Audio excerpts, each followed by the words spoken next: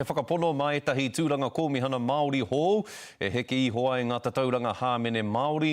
No te rangi tonu nei, pōhiri tia i te kōmihana Māori tuatahi ki te rohe o Waikato, anei te ripoata a Orini Tipene Leach. He whakatau i a Frank Grant ki te oha ki marae.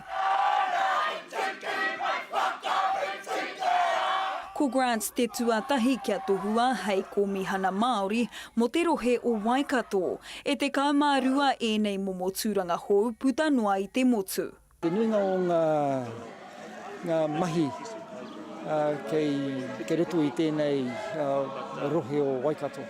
Mō te rōpia pirihimana, te nuinga o ngā wero pia.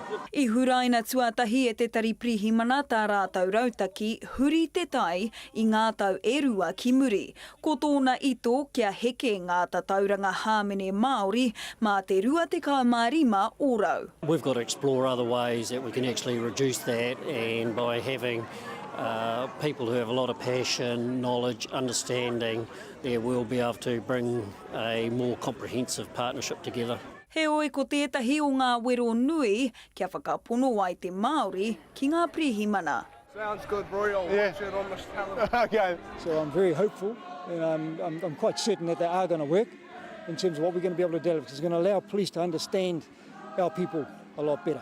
Ko tainui tētahi o ngā iwi kua tahuri ki te tautoko i te kaupapa, engari ara tonu ngā māharahara. Tāku ki te rōpu pirihimana.